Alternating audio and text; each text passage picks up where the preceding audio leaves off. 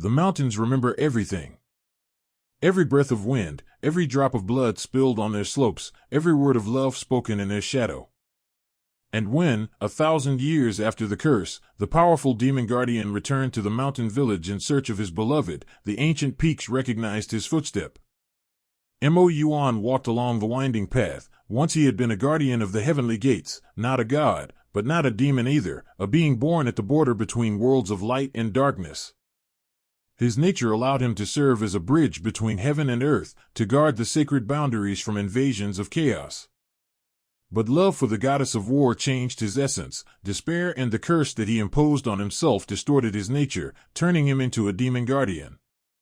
For 1,000 years he fed on his own pain, and darkness took root in his soul, though his heart still belonged to the light.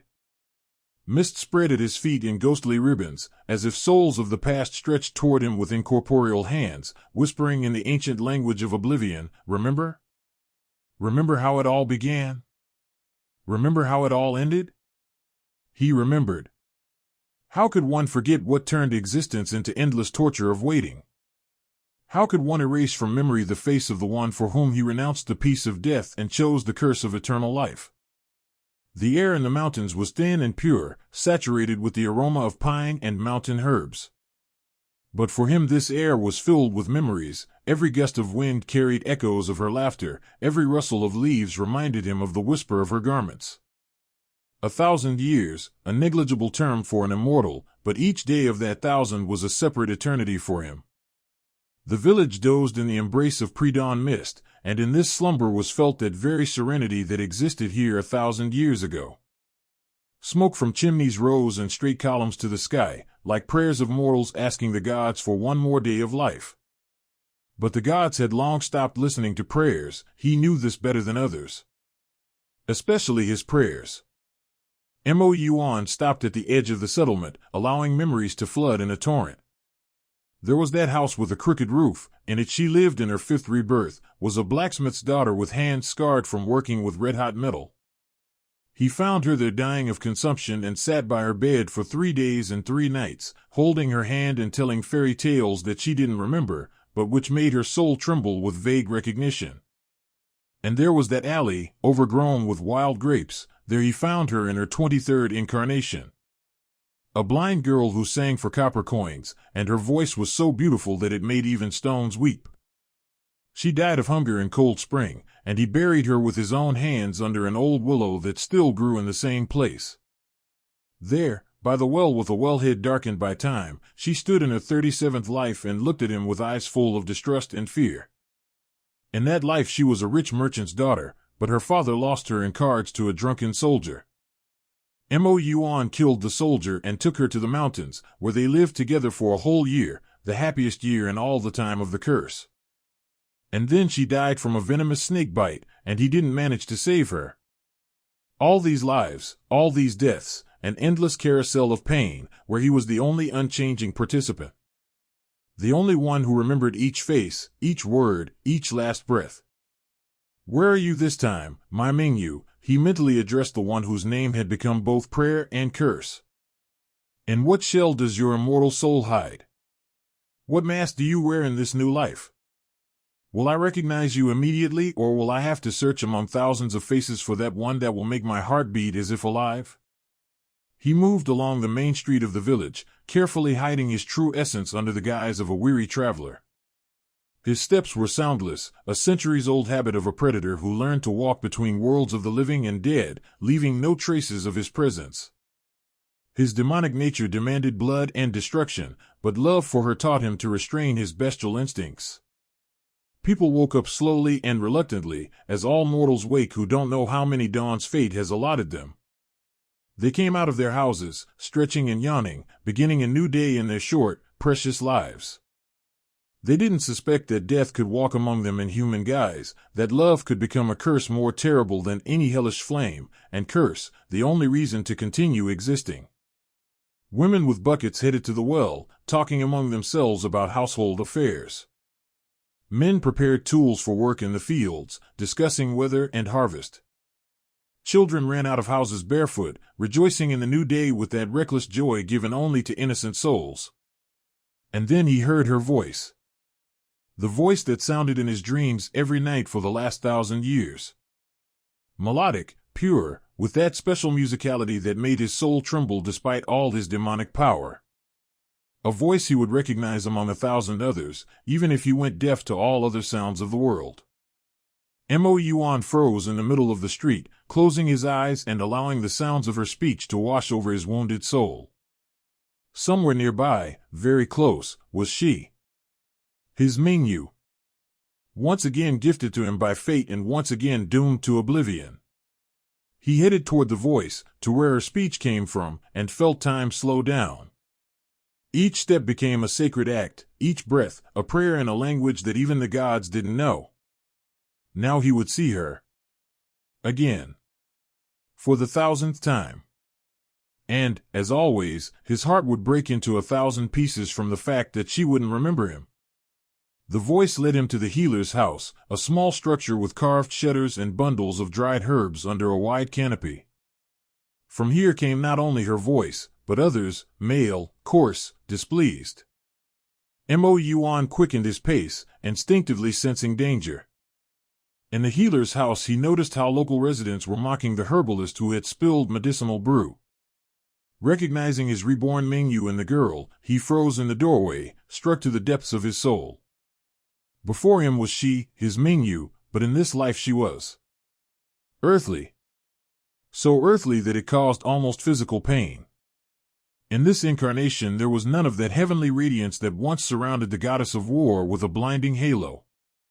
There was no golden fire in her eyes, capable of burning armies of demons to ashes. There was no aura of untouchability that made even the highest gods bow down. There was simply a girl, simple, earthly, mortal. Chestnut hair gathered in a modest braid framed a face touched by light tan from working under the sun. Her hands smelled of herbs and medicinal potions, the hands of a healer who saved lives every day, not suspecting that she once saved the gods themselves. A dress of simple linen, patched in several places, spoke of modest means. On her face lay a shadow of fatigue from misunderstanding, from loneliness, from the weight of a gift that those around didn't value. And it was precisely this earthly, human beauty that wounded his heart more than any weapon forged in hellish furnaces. Because there was nothing in her of that almighty goddess whom he once loved and killed. She was defenseless, fragile, mortal. And he understood that he loved her even more than before. Mingyu raised her eyes from the stone mortar where she was grinding leaves of some medicinal plant and looked toward the door. Her movements were smooth, filled with that special grace that neither death nor 1,000 rebirths could erase. In this glance, for just one infinitely brief moment, recognition flickered. As if a soul suddenly saw a kindred soul through the dense veil of oblivion. But the moment passed faster than a dewdrop could fall from a flower petal, and only polite wariness remained, of a woman accustomed to living alone among strangers. "Is anyone there?" she called quietly, and in her voice still sounded that same heavenly melody that once made celestial choirs freeze in reverence. Mo Yuan stood in the shadow of the doorway, struggling with the desire to enter, fall at her feet and tell everything. "Yes, I'm here. I'm always here, wherever you are. I came for you, as I've come 1,000 times, and will come another 1,000 times if fate demands. I am your shadow, your oath, your curse, and your salvation." But he knew, such words would only frighten her and make her flee. Into the room with a crash burst 2 local residents, middle-aged men with faces distorted by anger and displeasure. Mo Yuan instantly identified in them that type of people who always somehow appeared next to Mingyu in her mortal incarnations. Those who didn't understand her true value, who saw in her only a convenient target for their own failures and disappointments. "Ah, there you are," roared the elder of them, a stocky man with a graying beard and calloused hands of a farmer. His voice cut Mo Yuan's ears like a rusty knife on silk. "What have you done, you wretch?" Mingyu slowly straightened, setting aside the pestle. In her pose there wasn't a drop of fear, only that majestic pride that once made even the most arrogant celestials bow before her. A mortal body, worn thin by years of labor and hardship, but her soul remained the same, unbending, like a blade forged from star metal. "What are you talking about, Uncle Chen?" she asked in an even voice, not a single note trembling. Don't pretend, the man pointed toward the table laden with vials and bowls. Your potion brought my wife to trouble. She suffered all night with stomach pain, screamed so that neighbors came running, thinking someone was being murdered. Mo Yuan clenched his teeth. Always the same thing. In each life there were those who blamed her for their own troubles. The fools didn't understand that before them stood a being who once healed the gods themselves, who knew the secrets of life and death better than they knew the road to their own house. That's impossible, Mingyu calmly objected, and steel notes were heard in her voice. I gave her the mildest infusion for indigestion. I checked all proportions twice and reviewed the recipe in my teacher's book once more. You lie, the second man interfered, younger than the first, with a bilious, unkind face. And my son only got worse from your medicines. His fever rose even higher, he started raving. Mingyu frowned, and those very wrinkles of concentration appeared on her forehead that Mo Yuan remembered from their first life. She always looked like this when trying to solve a complex problem or understand the cause of failure. Bring the boy to me, she said firmly. I'll examine him again. Perhaps the illness was more serious than I assumed and requires different treatment. Enough, Chen took a threatening step forward, and Mingyu involuntarily pressed her back against the wall. We're tired of your experiments on people. Maybe you should gather herbs in the forest instead of preparing medicines? The words sounded with undisguised mockery, and Mo Yuan felt familiar millennium-old anger flare in his chest. Always, in all lives, there were scoundrels who couldn't appreciate her gift, her selflessness, her desire to help every sufferer. There were always those who humiliated her, not understanding who they were dealing with. In past incarnations he had intervened more than once, defending her from such attacks. And each time it only pushed her further away, made her shy away with instinctive fear. Come on, answer. The second man stepped closer, looming over the girl with all his bulk. Or have you suddenly gone mute? Cat got your tongue? Mingyu compressed her lips into a thin line. Her face paled, but her gaze remained implacable and proud. In this second Mo Yuan saw in her a glimmer of that goddess of war she once was, unbending, knowing no compromise, ready to die but not bow her head before injustice. But now she was just a mortal girl, alone and defenseless in the face of human stupidity and malice. And this broke his heart. I always prepare medicines according to time-tested recipes, she said quietly but firmly. If someone got worse, then the illness was not what it seemed at first glance. Bring the patients to me again, I'll examine them for free and select different treatment. For free, the younger one laughed, and his laughter was unpleasant, like the screech of rusty iron. Who would trust you after this? Better leave our village before we drive you out by force. All three turned to the stranger who appeared as if from thin air. Mo Yuan stood in the doorway, leaning on a traveler's staff and looking like a tired wanderer seeking lodging. But an attentive gaze could have noticed that this fatigue was too deep for an ordinary person. This was the fatigue of centuries, the fatigue of an immortal being who had seen too much and lost too much. And who are you? Chen snapped, but there was no longer the former confidence in his voice.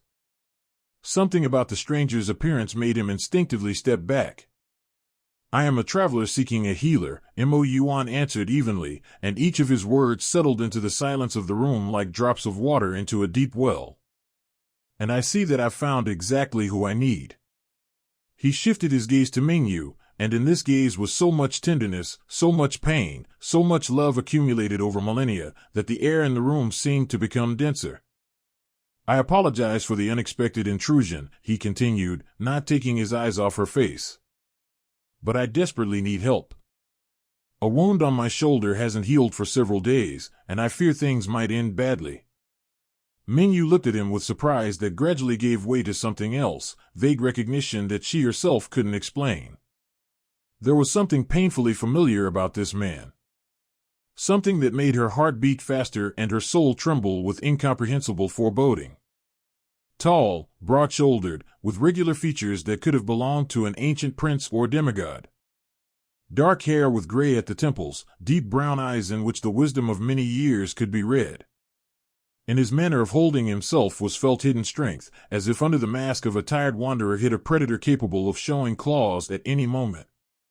Of course, she nodded, and her voice sounded softer than with the local residents.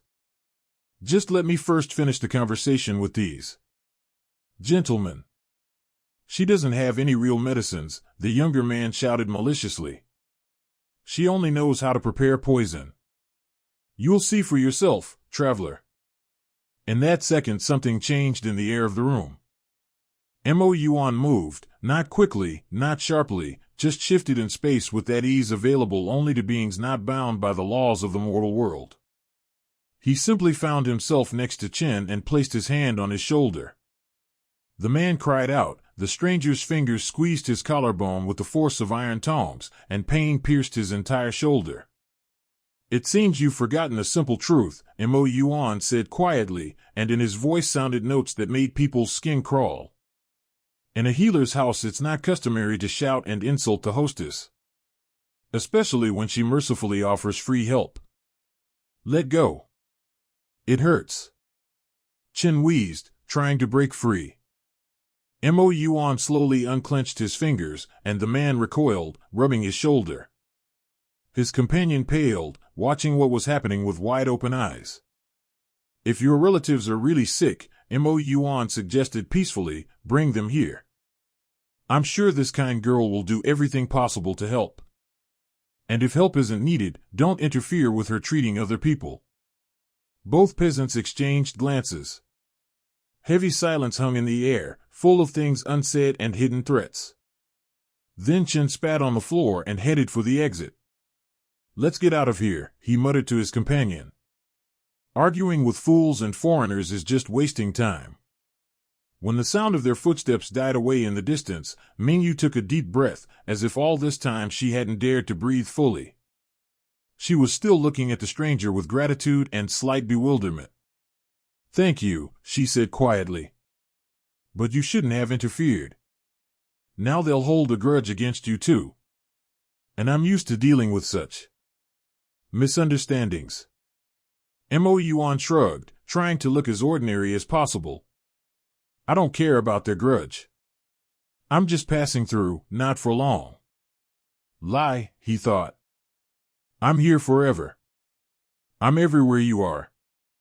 I am your fate, your shadow, your curse from which you can never escape. Well then, show me your wound. Let's see what can be done to help. Mo Yuan slowly shed his traveling cloak and pulled a simple canvas shirt over his head. Mingyu involuntarily held her breath seeing his bare torso. The body was as if hewn from white marble by an ancient master, every muscle perfectly defined, every line speaking of inhuman strength.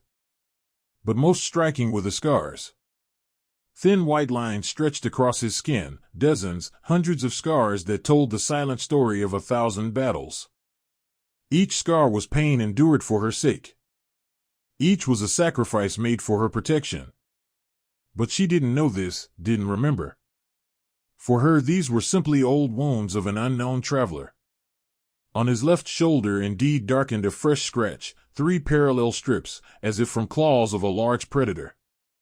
The edges of the wound were inflamed, and around it spread crimson redness. My God, Mingyu murmured, carefully touching the skin near the injury. What was this? A bear? Something like that, Mo Yuan answered evasively. In reality this was a wound from a demon hunter who 3 days ago tried to prevent him from reaching the village. A creature almost equal to him in strength, said by those who once poisoned his beloved. The battle lasted all night, and only by dawn did Mo Yuan manage to overcome his opponent. But the truth was too heavy for her mortal shoulders. Lucky you stayed alive, Mingyu said, carefully examining the wound. Bears in our mountains are very fierce. Especially in spring, when they wake up hungry after winter hibernation. Her touches were gentle and professional at the same time, the hands of an experienced healer who knows how to ease pain without causing additional suffering. But for Mo Yuan each touch of her fingers was like a lightning strike. He felt them with his entire skin surface, every nerve, every cell of his demonic nature. How many lives had he dreamed of her touching him without fear, without suspicion? How many nights had he fallen asleep thinking of her hands, of how they stroked his hair in their one shared life? How many times had he awakened from dreams where she embraced him, whispered words of love, promised never to leave? The wound is deep, but no vital areas are damaged, Mingyu mused aloud, turning his shoulder to the light. It needs to be thoroughly washed, treated with medicinal herbs, and bandaged. Do you have time to wait? I have all the time in the world, he answered, and in his words sounded such deep fatigue that Mingyu involuntarily looked into his eyes. What she saw made her heart clench with incomprehensible pain. In those dark eyes could be read the sadness of centuries, loneliness that mortals cannot understand, and some boundless tenderness directed precisely at her. Mingyu turned away, embarrassed by her own reaction, and began preparing medicinal potions. Her movements were precise and confident. She ground dried plantain leaves into powder, mixed them with honey and aloe juice, diluted everything with chamomile decoction. Her hands worked as if by themselves, obeying knowledge accumulated over many lives, though she wasn't aware of this. It will hurt a little now, she warned, beginning to wash the wound with warm water. Mo Yuan didn't flinch, though the pain was indeed strong.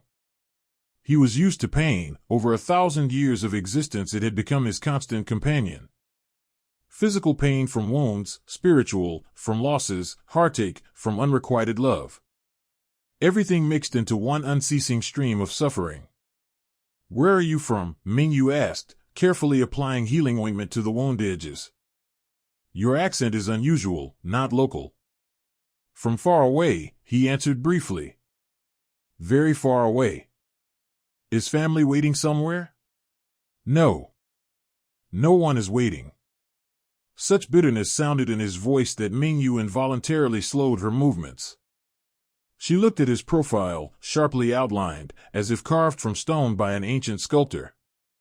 Not a single muscle moved on his face, but she felt the pain emanating from him, as all who know how to heal souls together with bodies feel pain. Sorry, she said quietly. I didn't want to ask tactless questions. It's nothing. Just a long story. Mingyu began applying the bandage, carefully wrapping his shoulder with clean strips of cloth. Her fingers involuntarily touched his skin, and each such touch responded with strange trembling somewhere in the depths of her soul. As if something long forgotten was trying to awaken in her memory. Done, she announced, stepping back and admiring her work. Change the bandage every day, wash the wound with chamomile decoction. If it starts festering or fever appears, come immediately. In a week everything will heal without a trace. Thank you. Mo Yuan pulled on his shirt, trying not to look at her too intently. How much do I owe? You owe nothing. Mingyu shook her head, putting away the instruments. You protected me from those unpleasant people. Consider us even. We'll never be even, Mo Yuan thought. I've been in debt to you for 1,000 years, and this debt can only be paid in one way, another 1,000 years of service, another eternity of love. He was in no hurry to leave, studying her face in the soft light penetrating through the window. In this life she was especially beautiful, with that earthly, human beauty that wounded the heart sharper than any weapon forged in heavenly workshops. Simple, sincere, kind. And completely alone. What is your name? He asked, though he knew the answer better than his own name.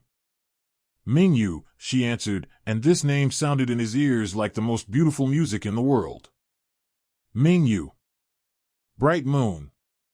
The name he whispered in his sleep every night for the last 1,000 years. The name that was engraved on his heart deeper than any scars on his body. And what is your name? She asked in return. Mo. He hesitated, almost giving himself away. Mo Chang. Mingyu nodded, not noticing his hesitation. Beautiful name. Unusual. If only you knew my real name, he thought. If only you knew how much pain, blood, and hopeless love is in those 2 syllables. Have you lived here long? He continued his questions, trying to sound as casual as possible. All my life. Notes of sadness were heard in her voice. I was born in this village, grew up here. I've hardly seen other places. Is your family large? A shadow ran across her face, and Mo Yuan mentally cursed himself for this question. He already knew the answer. He knew every detail of her current life, had watched her from afar since birth. My parents died of fever 5 years ago, Mingyu said quietly. The epidemic was terrible, took half the village.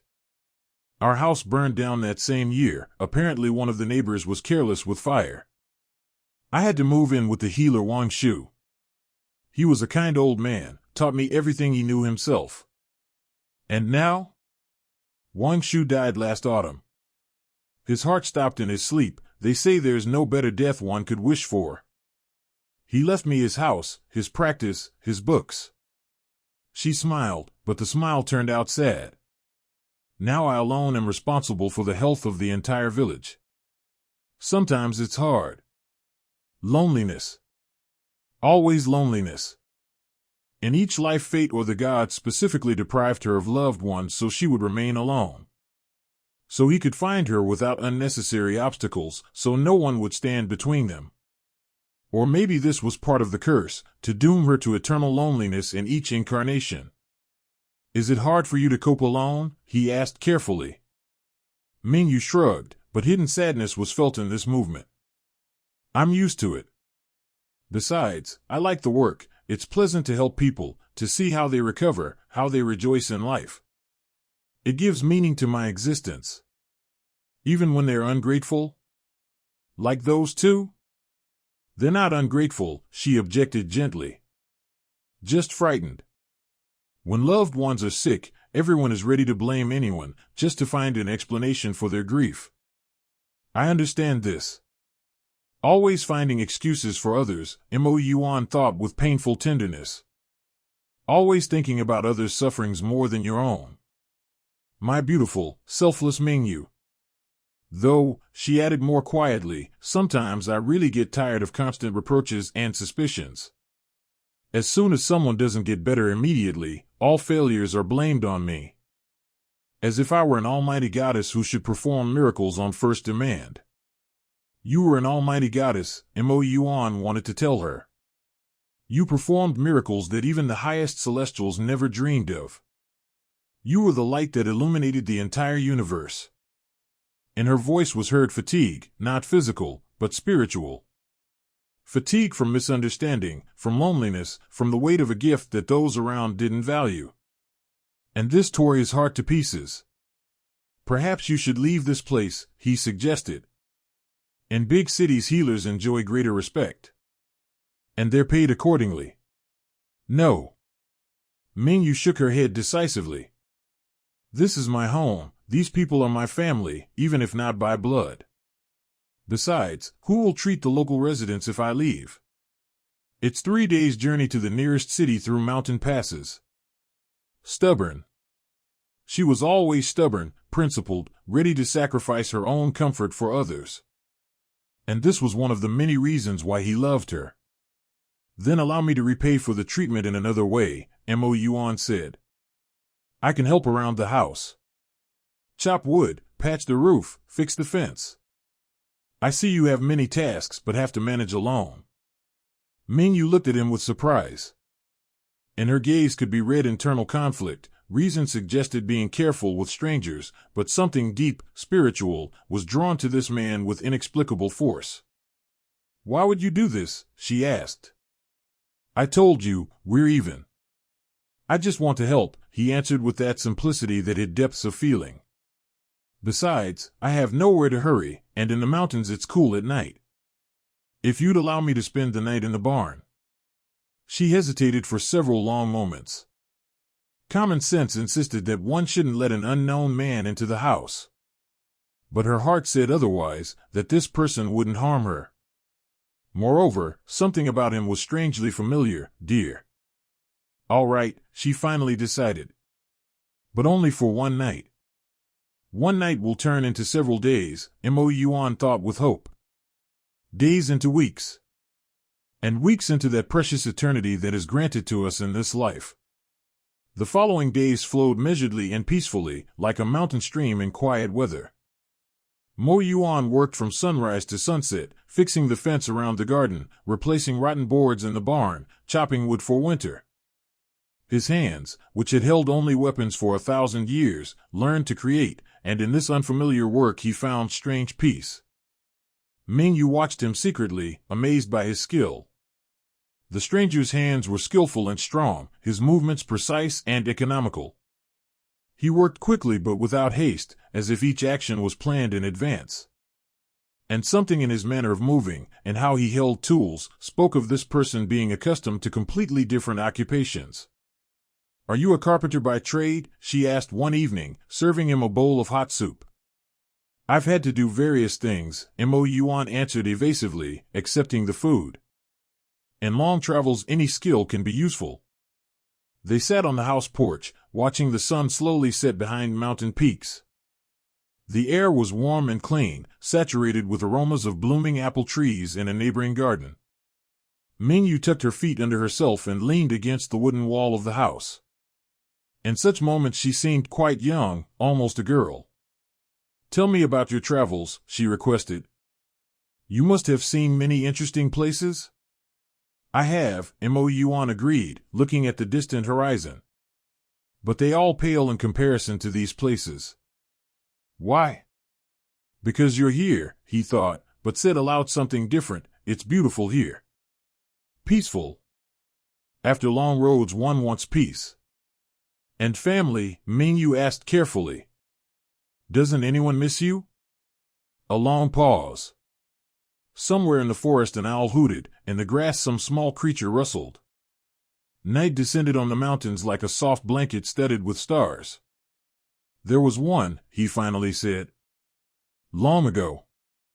Very long ago." "What happened?" "I lost her."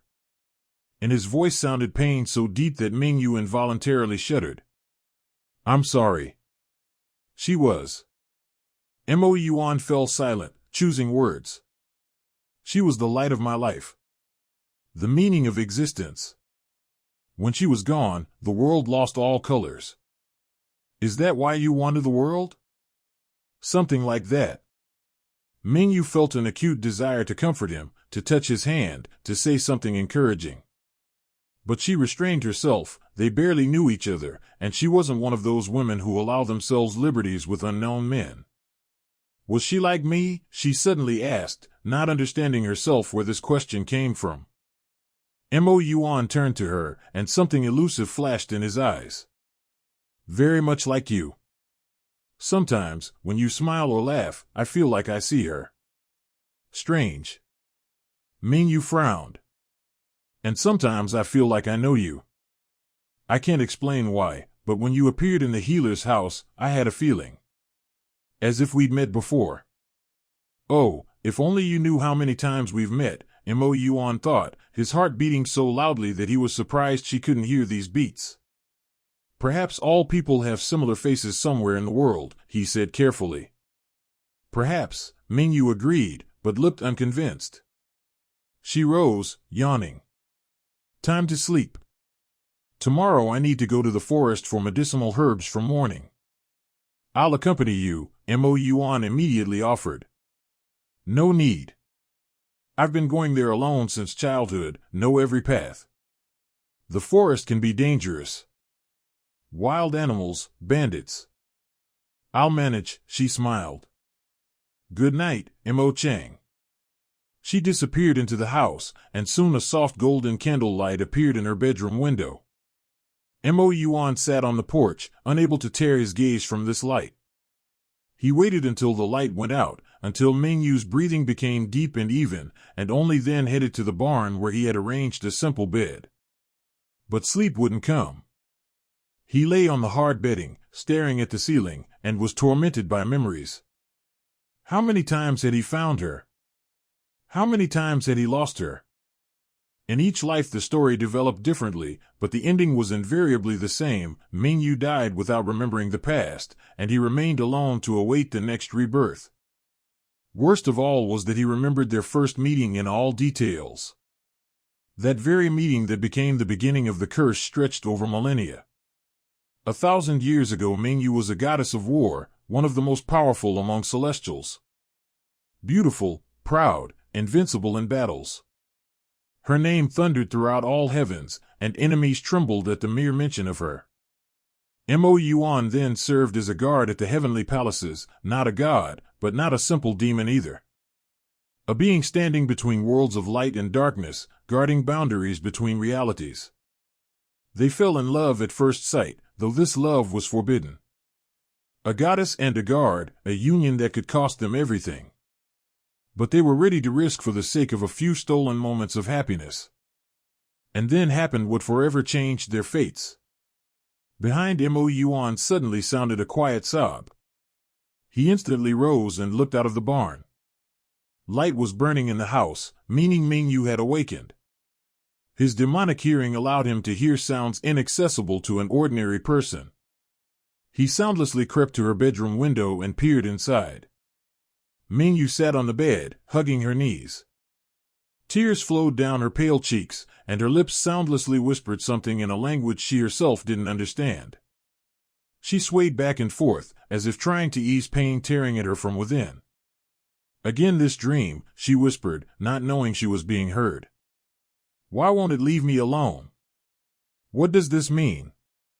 This means your soul remembers more than your mind allows, Mo Yuan mentally answered her. It means that love is stronger than oblivion, and true feelings cannot be erased even by death. Dreams. So memory was slowly beginning to awaken. It was always like this. First came fragmentary visions, incomprehensible and frightening. Then increasingly clear pictures of the past. And then she remembered everything. And each time her reaction was unpredictable. Mingyu wiped tears with the back of her palm and tried to lie back down, but Mo Yuan saw sleep had definitively left her. She lay with wide-open eyes, peering into the darkness of the ceiling, as if trying to find answers to questions she didn't yet know how to formulate in the wood grain. Who are you? She whispered into the darkness. Why do I dream of a man I've never seen? Why in dreams do I call him by a name I don't know? Mo Yuan clenched his teeth, fighting the temptation to enter, embrace her, tell the whole truth. But he knew, too early a revelation would only frighten her and make her flee. In the morning Mingyu emerged from the house pale and haggard. Dark circles of fatigue lay under her eyes, her hands trembled slightly. But she cheerfully greeted him and began packing a basket for the forest trip, as if nothing had happened. Did you sleep poorly? Mo Yuan asked carefully. Bad dreams, she answered briefly, avoiding his gaze. Sometimes it happens. Perhaps you should postpone the forest trip? Rest for a day? No. Mingyu shook her head decisively. I'm running out of some important herbs. And people need medicines, they can't wait for my whims. Always thinking of others first, he thought with painful tenderness. Then I'm coming with you. I already said. And I wasn't listening. Mo Yuan took the axe he had used for chopping wood the day before.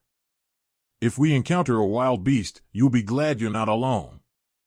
Something in his tone, protective but unyielding, made Mingyu not argue. Deep down she herself was afraid to go to the forest after a sleepless night and disturbing visions. And the presence of this mysterious stranger somehow calmed her troubled soul. All right, she surrendered.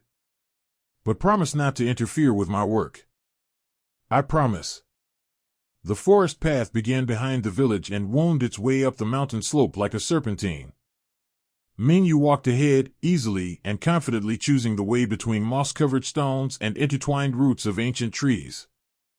Her steps were light and soundless, and them showed through that grace which once made even the most beautiful heavenly dancers admire her.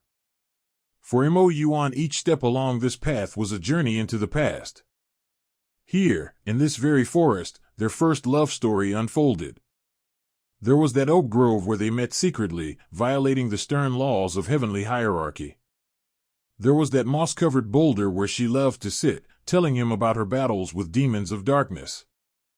And there, a little further along the path, a spring with crystal clear water from which they drank, intertwining fingers and looking into each other's eyes.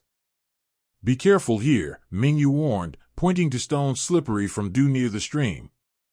After rain they become very treacherous. Easy to slip and fall. I know, Mo Yuan thought. I remember every stone in this forest, every branch, every turn of the path. I remember them better than you remember your parents' faces. They went deeper into the thicket, where sunbeams barely penetrated through the dense crowns of centuries-old pines and firs. The air here was cool and humid, saturated with the smells of moss, fallen needles, and forest flowers. Mingyu stopped at certain plants with the confidence of an experienced herbalist. She knew exactly where to look for each herb, how to properly pick leaves and stems without damaging the root system. This one is St. John's wort, she explained, noticing his interested gaze. Very useful herb. Helps with melancholy, bad dreams, longing for the unattainable. Mo Yuan felt something clench in his chest. Could she have chosen precisely this herb not by chance? Do you often have to take such medicines? He asked carefully. Mingyu froze, holding a bunch of golden flowers in her hands. Lately, yes. Her voice became quieter, more thoughtful. The last few weeks I've been tormented by very strange dreams. So vivid, so detailed, that I wake up feeling like I've lived a whole life in one night. What do you dream about? Places I've never seen. People I've never met. And for some reason it all seems painfully familiar. She put the St. John's wort in the basket and moved on. As if I'm living in someone else's life, but this alien life is more real than my own. This isn't someone else's life, Mo Yuan wanted to shout. This is your life, your real life. That one and only that had meaning. Perhaps it's just imagination at play, he said, trying to speak as calmly as possible. Sometimes a tired mind draws us pictures that never existed. No. Mingyu shook her head decisively. These aren't fantasies. They're too vivid, too detailed. I remember smells, sounds, touches. I remember pain so clearly, as if experiencing it anew. What pain? The pain of loss. The pain of parting with someone dearer than life. She stopped at a small clearing bathed in sunlight. And each time I wake up with the feeling that I've lost something infinitely important. That somewhere there's a person who waits for me, misses me, suffers. Mo Yuan's heart clenched so painfully that he barely stayed on his feet. Do you have dreams about the past? Mingyu suddenly asked, turning to him. Sometimes, he answered carefully. About that woman who was like me? Yes. Tell me about her. Please. Mo Yuan stopped next to a large oak, that very one against whose trunk his beloved once leaned. Here he first kissed her, here heard the first words of love from her, here swore to love her forever and ever. She was. He fell silent, choosing words. Special. Not like all other women. There was something divine in her. In what sense?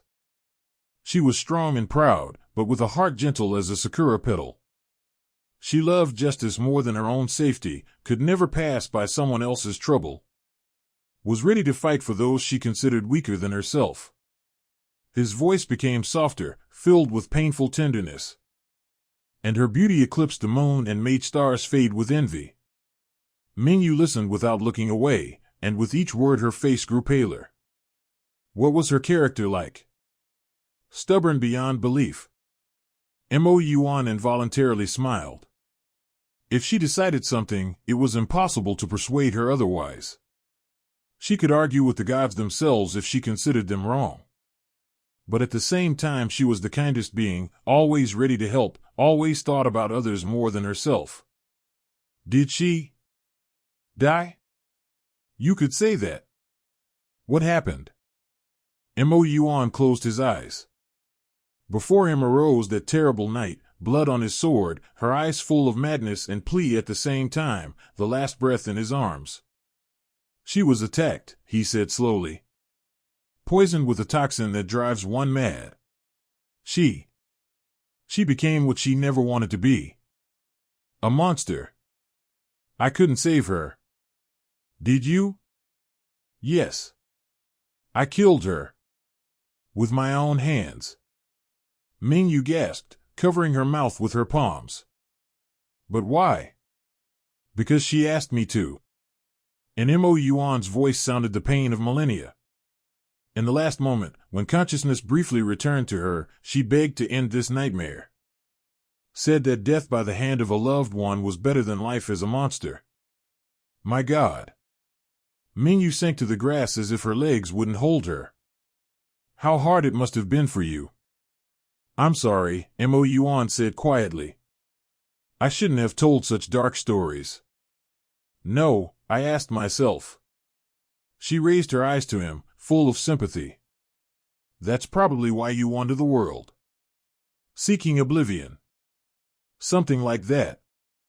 They continued gathering herbs in silence. Mingyu worked mechanically, but Mo Yuan saw that her thoughts were far away. She kept throwing quick glances at him, as if trying to solve some puzzle. By noon the basket was full of various plants, from ordinary chamomile to rare mountain flowers possessing special healing properties. Mingyu suggested resting by the spring, and Mo Yuan couldn't refuse. This place was sacred to his heart. They sat on that very bank where they once swore eternal love to each other. The water still babbled the same melody, sunbeams played on its surface in the same mesmerizing dance. Only they were different, she mortal and forgetful, he cursed and tormented. Mingyu took simple food from her bag, flatbreads with herbs, a piece of sheep cheese, apples from her own garden. Mo Chang, she suddenly said, breaking a flatbread in half. What if what I dream isn't fiction? What if souls really remember their past lives? Mo Yuan nearly choked. Do you believe in reincarnation? I never thought about it before. But these last days. She fell silent, then continued almost in a whisper. This morning, when we were walking through the forest, I had the feeling that I was walking along a familiar path. As if I had walked here many times before. And not alone. With whom? With a man. Tall, handsome, with sad eyes.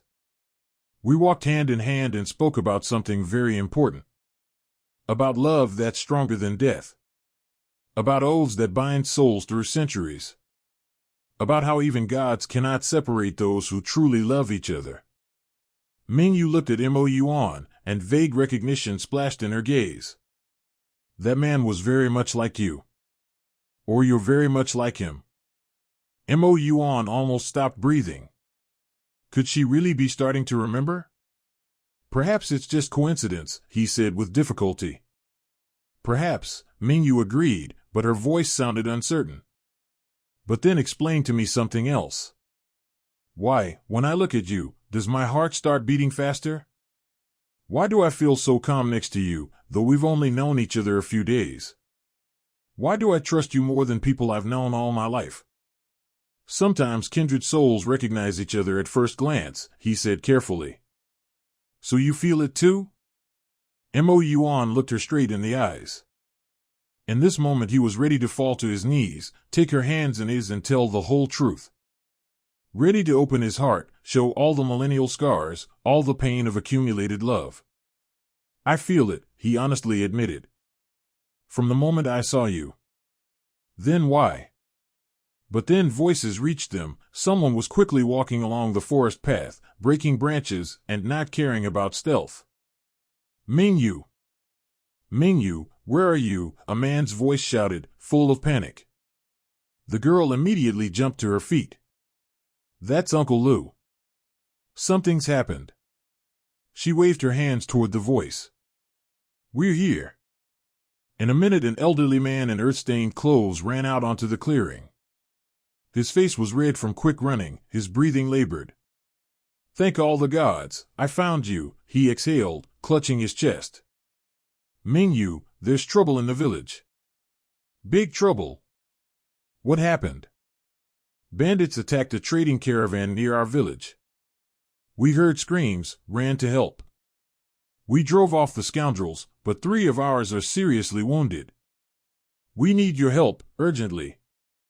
Mingyu grabbed the basket of herbs. I'm coming right now. Mo Chang, help me. They hurried down the path, leaving behind the quiet clearing and unsaid words. But Mo Yuan knew the conversation would continue. Mingyu's memory was awakening, and it was impossible to stop this process. In the village they were met by chaos. People crowded around the healer's house, their faces distorted by horror and excitement. The air hung thick with the smell of blood mixed with torch smoke. Women wept, men cursed, children pressed against their mothers. What exactly happened? Mingyu asked Uncle Lu, making her way through the crowd.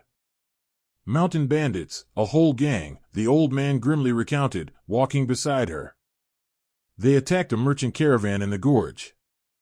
We heard screams, clashing of weapons, cries for help. We gathered whoever had what, one with a scythe, one with a club, one with a hunting bow. We drove off the scoundrels, but we got hurt too. Mo Yuan walked behind, sniffing the air. His demonic senses caught not only the smell of human blood, something else was mixed in it. Something dark, magical. These weren't just bandits. This was a warning. They know where she is, he thought with a chill in his chest. They know and are beginning their game. What about the merchants? They fled as soon as we drove off the attackers, Uncle Lu continued bitterly. Didn't even say thank you, just threw a gold coin, and that reluctantly. So much for trusting strangers after that. In the healer's house real pandemonium reigned.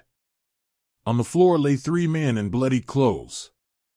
One of them, a very young fellow about 20, was pale as a sheet. From a deep wound in his stomach blood slowly oozed, his breathing was shallow and uneven. Nearby writhed in pain a middle-aged man, his arm was hacked in several places. The third wounded man, an old man with a gray beard, held his head, from under whose fingers blood seeped. Mingyu surveyed the wounded with a glance, and her face instantly changed. The shy village girl disappeared, in her place came one who once healed gods on heavenly battlefields. Her eyes became focused and hard, her movements clear and quick. Everyone out of the house, she commanded in a voice that brooked no objection. You're in the way here. Leave only those who can help.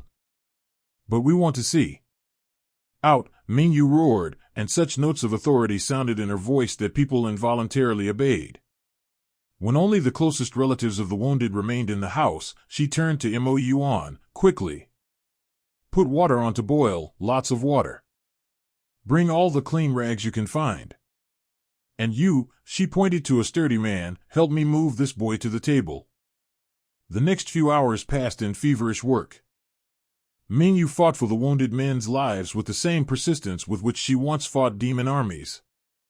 Her hands moved quickly and confidently, finding the right points to stop bleeding, applying stitches with surgeon's skill, preparing medicinal potions from herbs brought from the forest. Mo Yuan helped silently, handing instruments, holding the wounded when needed. He admired her mastery. In this mortal life she had no divine powers, only knowledge and experience accumulated over 1,000 incarnations. But this proved sufficient. Sharper knife, she said, not lifting her head from the stomach wound of the young peasant. And more light. I can't see how deep the damage goes. Mo Yuan brought additional candles and arranged them so the workspace was lit from all sides. In the bright light he saw how serious the injuries were. The wound was indeed deep, internal organs were damaged.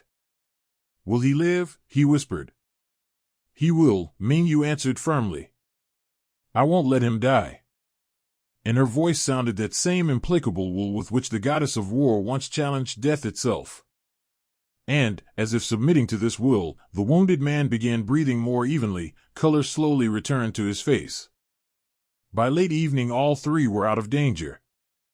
Mingyu emerged from the house, swaying from fatigue. Her dress was spattered with blood, her hair disheveled, dark shadows lay under her eyes. But in her eyes burned the fire of victory. She had again triumphed over death. Will they all live? Mo Yuan asked, offering her a cup of cold water. Yes. If the gods are merciful and infection doesn't set in. She thirstily drank the water. Thank you for your help. I don't know if I could have managed alone. You were magnificent, he said sincerely. Mingyu looked at him with surprise. And his voice sounded not just admiration, something deeper and more personal. How do you know so well how to help with wounds? She asked. You acted very confidently, as if you'd seen such things many times. In long travels one encounters various situations, Mo Yuan answered evasively. In reality I remember thousands of battles, he thought. I remember how you bent over wounded warriors, how your hands glowed with healing magic, how you literally tore souls from death's tenacious claws. I remember your every gesture, every movement. A group of villagers approached the house, led by Uncle Lu. Even those who that morning had looked askance at Mingyu now gazed with reverence and gratitude. We wanted to thank you, girl, the old man said, extending a small bag heavy with coins. You saved our people. This is my job, Mingyu answered modestly. There's nothing to thank me for. There certainly is, one of the men objected. Guomin was already 1 foot in the grave, and you literally brought him back from the other world. Take it, Uncle Lu insisted. We know you don't have much money, and you work for the whole district. When the residents had dispersed, Mingyu counted the coins in the bag. More silver than I usually earn in 3 months, she said with surprise. And several gold ones. They must have really been frightened. You deserved every coin, Mo Yuan said. The night promised to be restless. The wounded alternately moaned with pain or raved in fever. Mingyu suggested taking turns on watch, but by morning she was completely exhausted. Go sleep, Mo Yuan said, taking the wet cloth for compresses from her. I'll watch over them. But if their condition worsens, I'll wake you immediately. He gently but insistently guided her toward the door. You're falling off your feet. Rest at least a few hours. Mingyu didn't argue. Fatigue fell like lead weight, her eyes were closing. She went to her room and collapsed on the bed without even undressing. And immediately plunged into deep sleep full of bright and disturbing visions. Mingyu stood atop the heavenly mountain Kunlun, and the whole world lay at her feet. Snow-white peaks disappeared into clouds, and below, in valleys, ribbons of rivers gleamed and forests grew green. Wind fluttered her long black hair, and star-metal armor sparkled on her shoulders. Goddess of War. Great Mingyu, whose name was a hymn of victory, and whose sword knew no defeat. But now she looked not at the lands that needed to be defended from demonic hordes, but at the one who stood beside her. Tall, beautiful, with a face that combined warrior's masculinity and mage's wisdom. Dark hair touched his shoulders, and in his deep brown eyes could be read all the pain and joy of the world. Mo Yuan, her lips whispered, and in this name sounded all the tenderness of the universe. I'm here, beloved, he answered, taking her hand in his. I'll always be here, even if heavens fall, even if stars go out forever. Do you promise? I swear by my immortal soul. But the scene changed, as all dreams change. Now they were in the Jade Palace, where the Council of Highest Gods convened.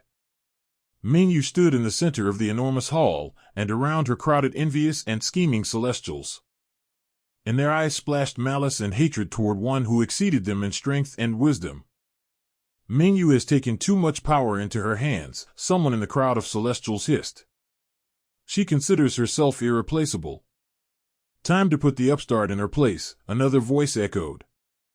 Show her that even gods aren't unpunishable. We need to teach her a lesson, a third agreed. Let her remember her place. And now she saw how fine green powder was poured into her goblet of heavenly wine. Madness elixir, the rarest and most terrible poison, capable of driving even a goddess mad. She drank, trusting her brethren, not suspecting betrayal. Madness didn't come immediately. First light dizziness, then strange nausea. And then, rage. Inhuman, all-consuming rage that flooded reason and turned her into a bloodthirsty monster. She saw how her own hands began to glow with dark destructive fire. Heard her own screams, full of pain and horror at what she was doing.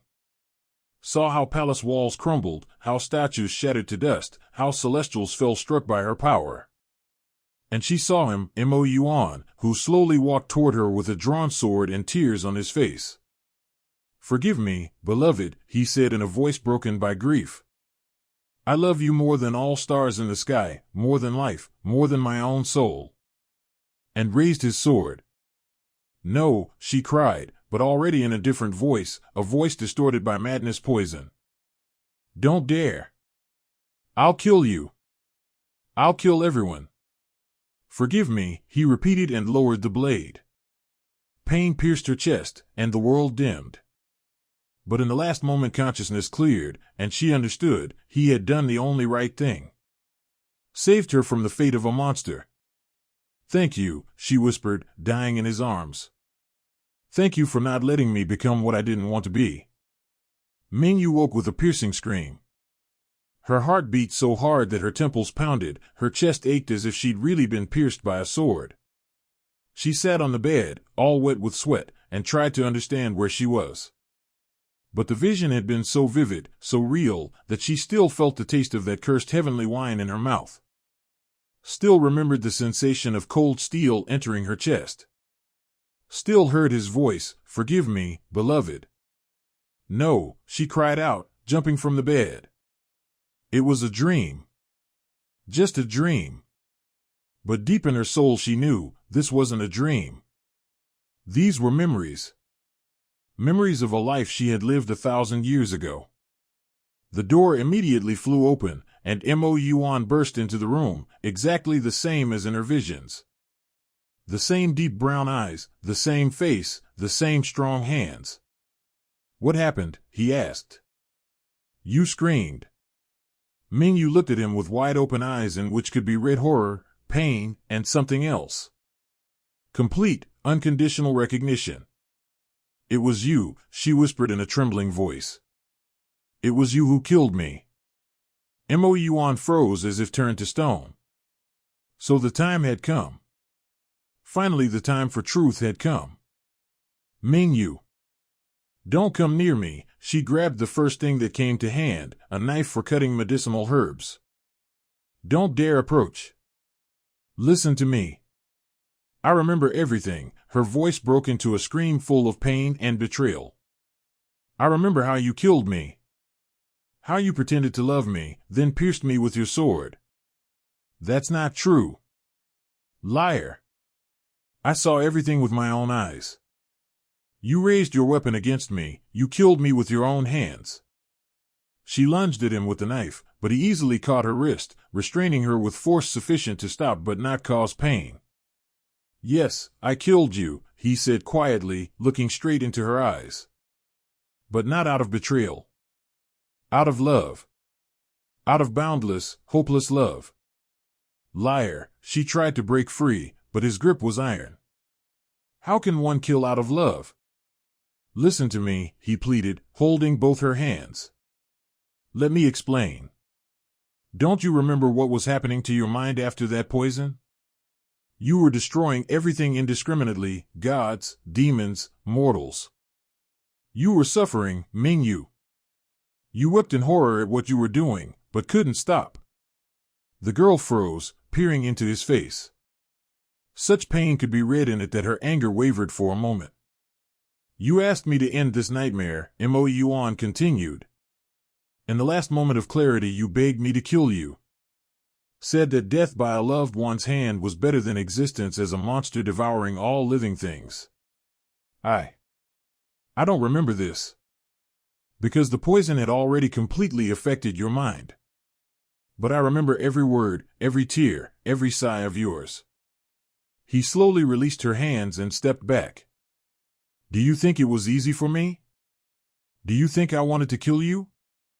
Mingyu stood pressing her hands to her chest, and new fragments surfaced in her memory, pleas for death, horror at her own actions, gratitude in the last moments of life. "And the curse," she whispered. "These 1,000 years of rebirths? I cursed myself. The number wasn't random, 1,000 lives for 1,000 days we spent together in happiness. 1,000 years for each year of our love. The demons of fate, most ancient entities that weave threads of human lives, agreed to this exchange for a terrible price.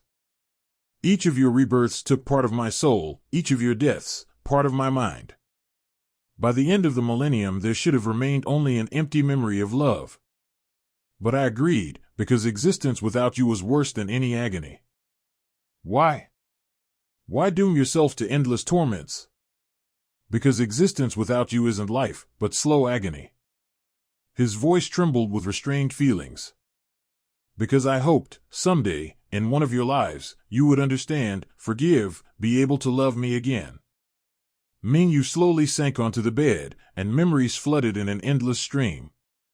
Not only that first tragic life, but all the others. All 1,000 incarnations where he found her, protected her, loved her from afar, never forcing reciprocal feelings.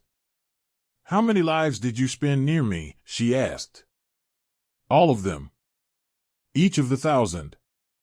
And never once tried to make me remember before it was time? Never once. I always waited for memory to awaken by itself. Why? Mo Yuan turned to her, and in his eyes could be read the fatigue of centuries. Because forced love isn't love, but violence against the soul. If you can't love me anew, in each life, then I'm unworthy of your feelings. But you suffered. Suffering was my choice.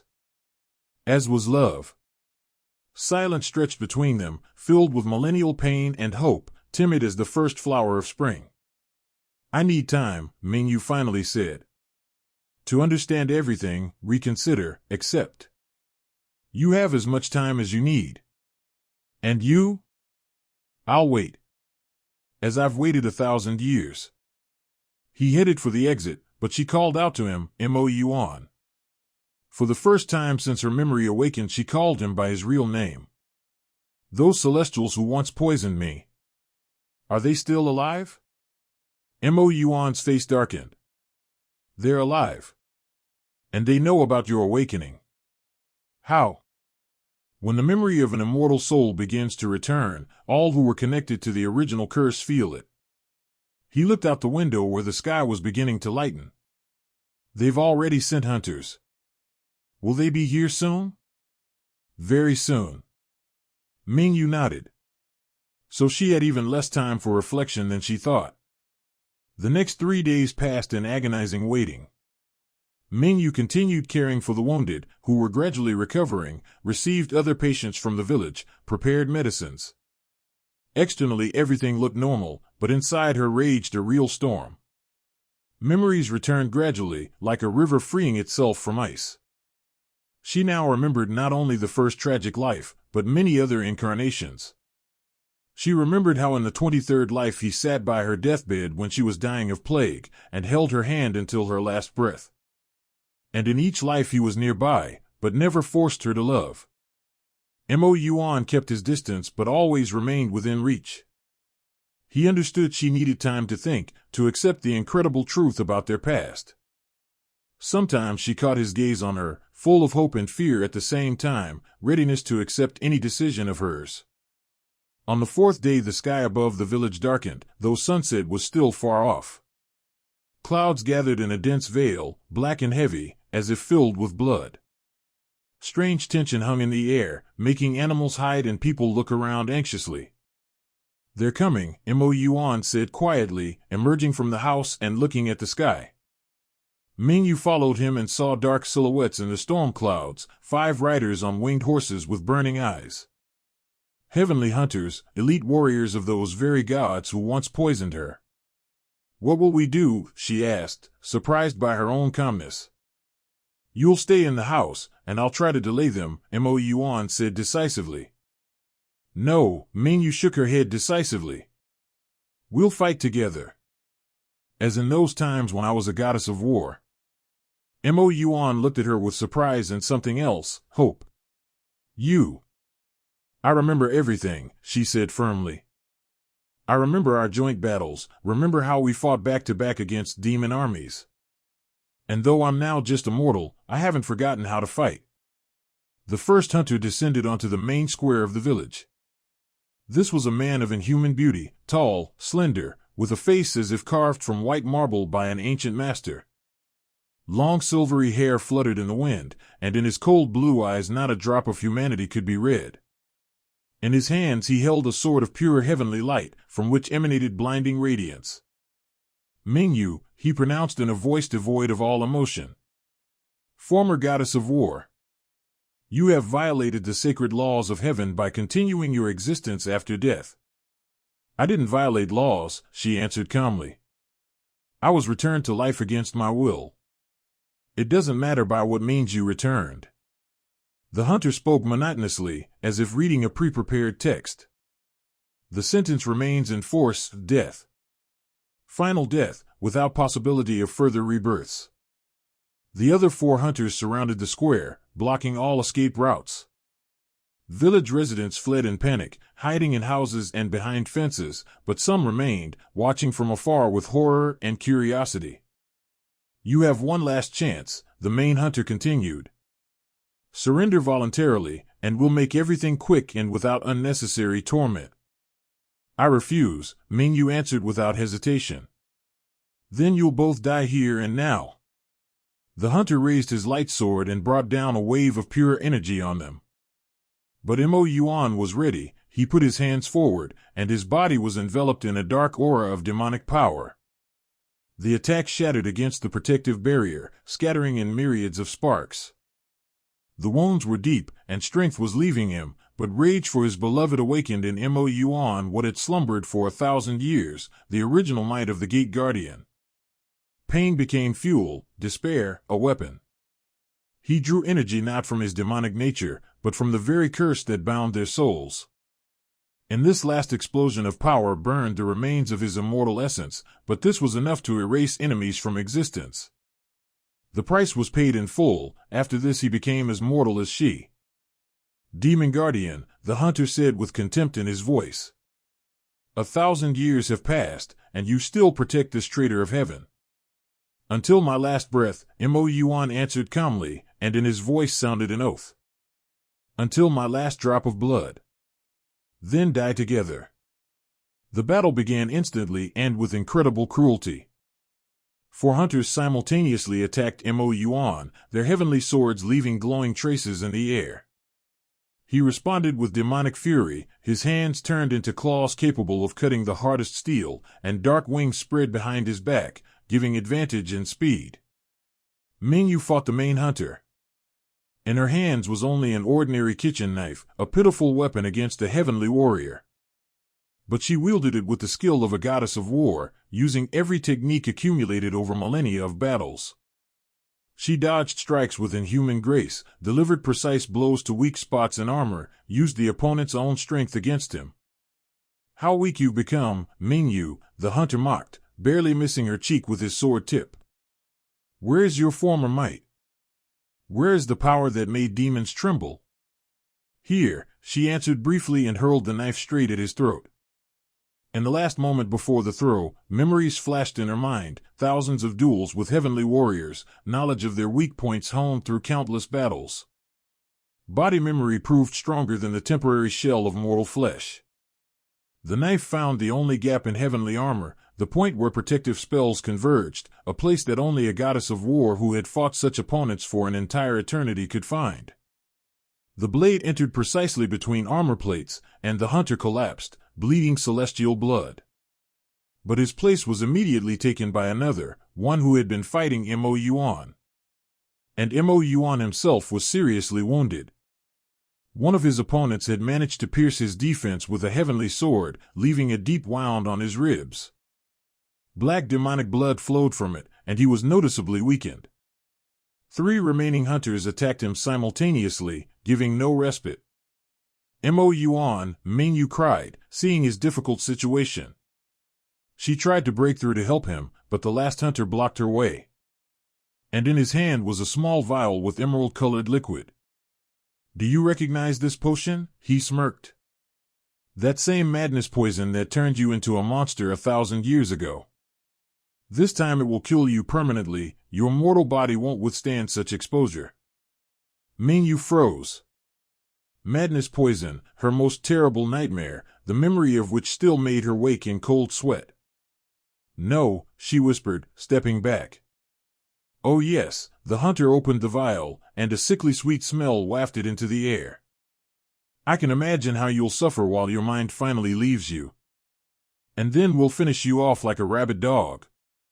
He drew back to splash the poison in her face, but the liquid never reached its target. Mo Yuan, having broken the resistance of his three opponents with a powerful burst of dark energy, intercepted the poison mid-flight, drank it in one gulp. No, Mingyu screamed desperately. Mo Yuan staggered. Madness poison didn't affect demons the same way as gods, but was no less deadly. Black veins ran across his body, his eyes filled with blood, and an inhuman roar of pain tore from his throat. Fool, the hunter said with satisfaction. Now you'll both die in terrible agony. But Mo Yuan wasn't going to surrender without a fight. Gathering the last remnants of strength and will, he summoned all his demonic might, that which he had accumulated for 1,000 years, that which was fed by the pain of separation and the power of love. An explosion of dark energy rolled across the square, demolishing houses to their foundations and turning stones to dust. The remaining hunters didn't even have time to cry out, they were simply erased from existence. Deathly silence fell. Mo Yuan collapsed to his knees in the middle of the destroyed square, gasping for air. The poison spread through his system with terrible speed, poisoning every cell of his demonic body. Why? Mingyu asked through tears, falling to her knees beside him. Why did you do this? Because I love you, he said with difficulty. I've always loved you, in all lives. And I'd rather die 1,000 deaths than let you become victim to that filth again. Mingyu took his head in her hands, and in her memory scrolled all 1,000 lives, all 1,000 deaths, all 1,000 times when he sacrificed everything for her well-being. Forgive me, she whispered, kissing his forehead. Forgive me for all these lives, for not understanding, for the pain I caused. I remember now, I always loved you. In each life, even without realizing it. Don't blame yourself, he said, opening his eyes with difficulty, already clouded by poison. We had little time together, but every minute was worth eternity. We'll have more time, Mingyu pressed him closer. I won't let you die. Not now, when we've finally found each other. She closed her eyes and turned to the remnants of divine power that slumbered in the depths of her soul. After 1,000 deaths and rebirths, her might was only a shadow of former greatness, a few pitiful sparks from an once blinding flame. But these sparks were all she had left. And she gave them without hesitation. A stream of pure energy flowed from her into Mo Yuan's body, fighting the poison, healing damage, returning him to life. The black veins on his skin began to fade and disappear. His breathing became steadier, his pulse more stable. But the price was horrifying. Mingyu felt that along with divine power, life itself was leaving her. The curse of millennia couldn't withstand such a powerful flow of energy, it was cracking at the seams, ready to shatter. Stop, Mo Yuan wheezed, understanding what was happening. You're killing yourself. It doesn't matter, she answered stubbornly, not stopping the energy transfer. I've lived 1,000 lives in loneliness. Better one death beside you than another life apart. The last crumbs of her divine essence passed to him, finally destroying the ancient curse. The destruction of the millennial curse released an incredible amount of energy, that very power that had sustained their immortality and rebirths. This energy didn't vanish, but transformed, granting them something more precious than eternal life, the possibility of living one real life together. But the laws of balance are inexorable. In exchange for immortality, they received ordinary human bodies with ordinary human lifespans. Their souls were no longer bound by mystical curse bonds, but connected by ordinary, earthly, but no less beautiful love.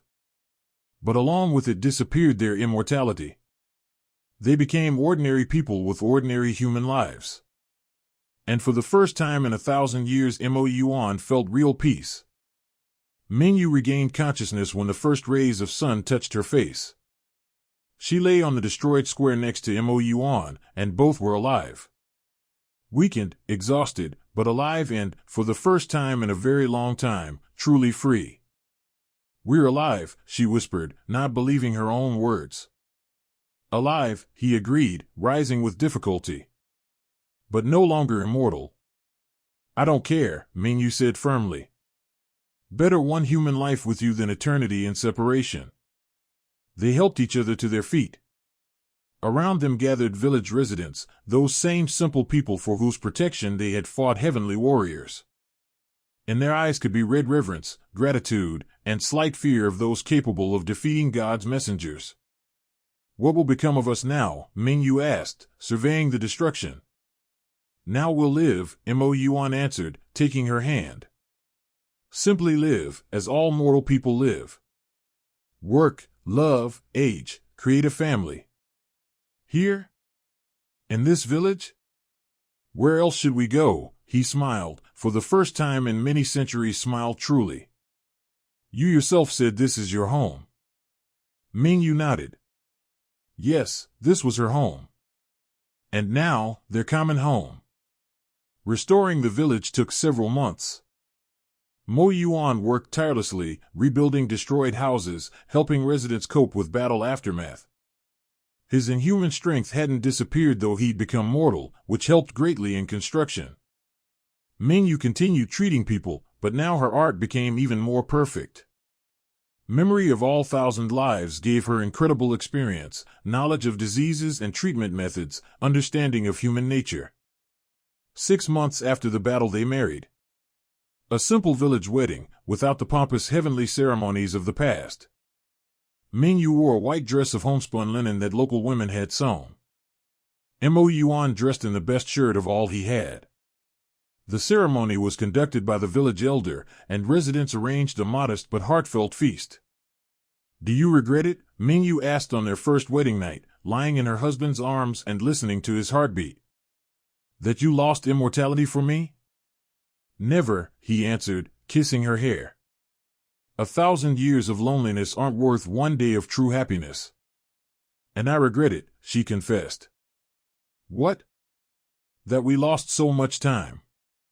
1,000 years I forgot you in each new life, didn't remember our love. If only we could return that time and live it consciously. Don't think about that, he held her tighter. We have now. We have this life, these days and nights beside each other. And that's more than enough. Years flowed peacefully and measuredly, like a mountain stream in quiet weather. Mingyu became not just the village healer, but its soul. People came to her for advice, comfort, wisdom.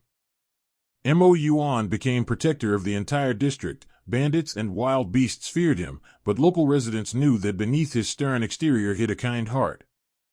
Their house became a place where one could always find help, support, understanding. They refused no one, neither a pauper without a penny, nor a rich merchant, nor a lost traveler. They had no children of their own. The price paid for destroying the curse proved high. But they had each other and those people they considered their large family.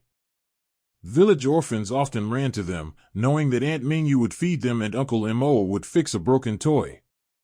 Young couples came for blessing before weddings. Old people shared memories during long winter evenings. Mingyu still saw dreams about past lives, but now they didn't frighten her. These were memories of the long path to happiness, of love that proved stronger than time and death.